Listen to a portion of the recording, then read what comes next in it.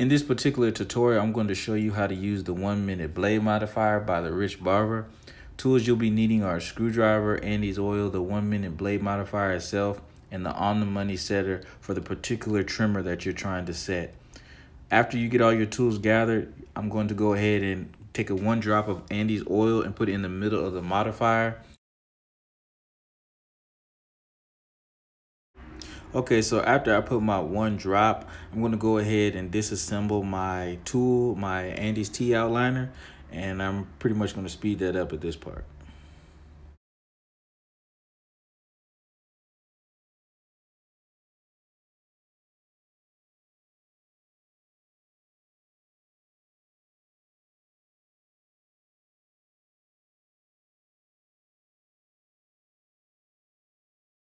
Okay, so once you go ahead and get your clippers, disassembled, you go ahead and take your stationary blade, put it into the slot. Now make sure the brand logo is on the same side as the instructions on the 1-minute blade modifier that says brand logo to this side. Do not go outside of the black lines.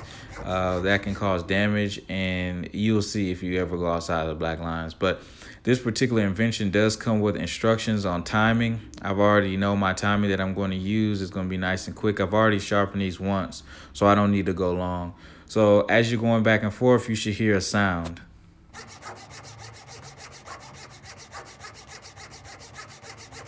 That sound is an indication that you're actually using the device properly. Now, key to what I found out, the key to making sure that this device does work properly, make sure you have your blade straight up and down. Do not tilt it at any angle.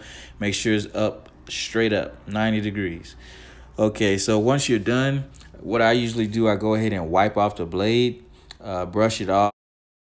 Okay, so once that part is finished, this is a very key component to me through this whole process. What I like to do is I always, when I resharpen or sharpen my trimmers, the blade, I always reset the blade. You never know any adjustments that are way beyond the eye can see. So I just want to make sure I don't, over sharpen and put the blade too far up, or not sharpen enough and put the blade too far down. I always resharpen. To me, that's a key component when using this device.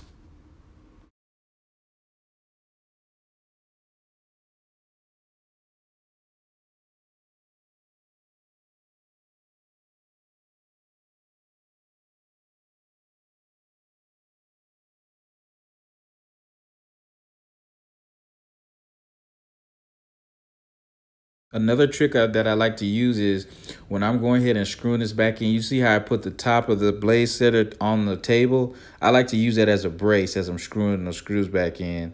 It helps a lot, keeps it a little bit more stable. I'm able to use my hand to constantly put pressure on the blade, pressing it forward so that it sets correctly. If you notice when you first take your trimmers straight out of the box, if you take them, the moving blade and the stationary blade apart, you'll see that there's oil in between those blades. So I like to go ahead and duplicate that anytime I adjust or sharpen my blades. Just to be sure, I feel like it makes my blades run a lot smoother and I don't have to be so conscientious about oil. If you've done all of these steps correctly, you're truly ready to go. Go ahead, and what I like to do is I like to run my finger across the top of the blade just to make sure that the blade is not over, the moving blade is not over the stationary blade. But other than that, you're set to go. You're going to be giving your clients crispy, icy edge ups. This is your boy AE. I'm out.